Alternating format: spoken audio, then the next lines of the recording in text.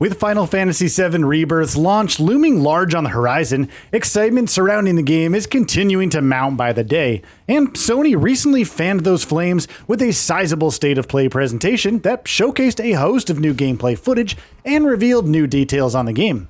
As we count the days down to its launch, here we're going to go over a few key details we've learned about Final Fantasy VII Rebirth from its recent showcase.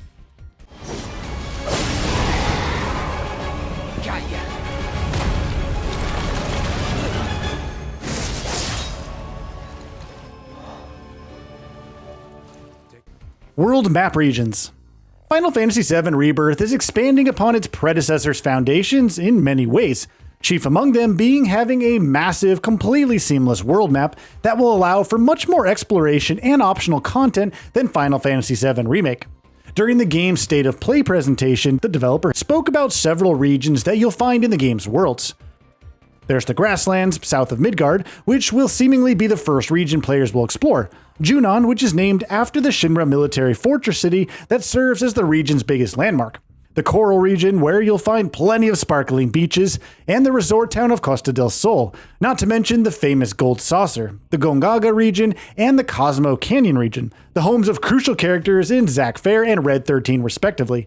And finally, the high seas of the Meridian Ocean, where you'll be able to pilot a seaplane. New details on World Intel and Proto Relics.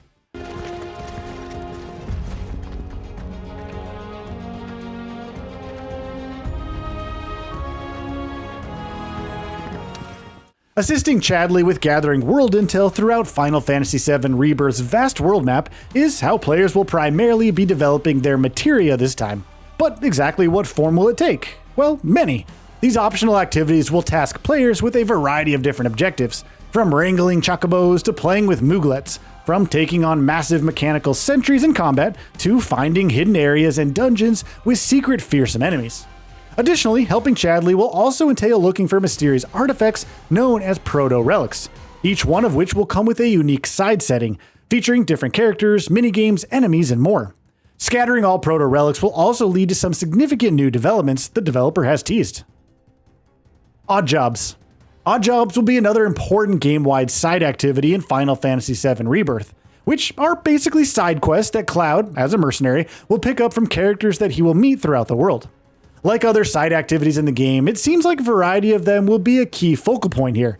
Based on the footage we saw in the recent State of Play, you'll be doing everything from luring chickens and hunting treasure to clicking photographs and tackling obstacle courses as frogs. Yeah, I know.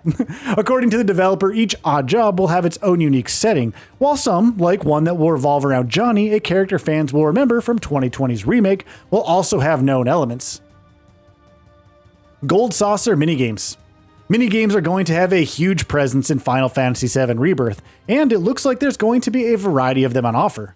Many will be found spread throughout the game's world map, while several will also be concentrated within a single location, that, of course, being Gold Saucer. A number of these were showcased in the recent State of Play showcase, including 3D Brawler and Chocobo Racing, whose names are, of course, pretty self-explanatory here, and G-Bike, which will see you taking on enemies while racing a bike through an expressway. Others, like a dogfighting space combat minigame and a Rocket League-esque football minigame, were also briefly shown off. Beyond that, you can also expect returning minigames from Final Fantasy VII Remake with some added bells and whistles on top. Exploration abilities.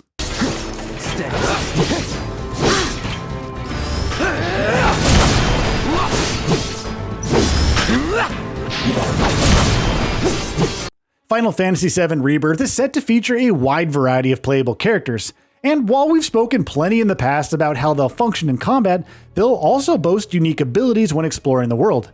Tifa can use a grappling gun to pull herself toward grappling points, Yuffie can swing across gaps, Barret can shoot his gun to destroy objects, Red 13 can clamber up walls, Cait Sith can grab and throw items, while Aerith can manipulate the lifestream to solve puzzles and get past obstacles. Party level. Let's go.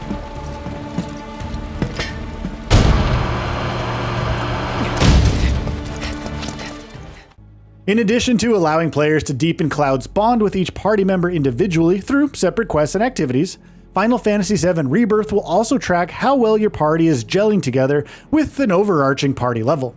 Leveling up your party will make an increasing number of unlockable skills and synergy commands available in each character's individual folio. Music. Graphics modes. Final Fantasy VII Rebirth is being billed as a PlayStation 5 showpiece, with the promise of improved visuals, load times, and more. And, as you'd expect, you'll have the chance to prioritize visuals or performance as well. The game will feature a graphics mode which will run at 4K resolution and 30 FPS, and a performance mode which will knock down the resolution a bit but run at 60 FPS. Demo. Sloppy. Whoa. That was insane.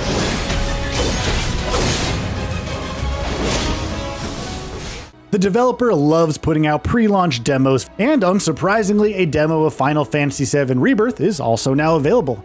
Requiring a hefty 48GB of free storage, the demo covers an early section of the game that focuses on Cloud and Sephiroth, and yes, Sephiroth is playable in this section. Meanwhile, the developer has said that it will also be releasing an update for the demo on February 21st that will add another section, allowing players to explore parts of the Junon region. Your progress won't carry over into the full game, but if you do play the demo, you will at least be able to skip past that section in the full game, while you'll also be granted a couple of bonus in-game items.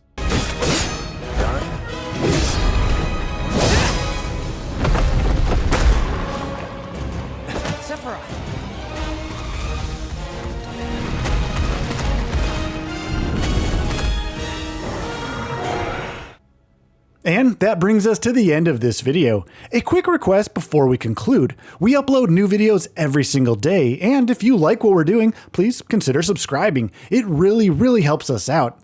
Also, don't forget to enable all notifications by clicking the bell icon so that you can receive daily video updates. Thanks for watching.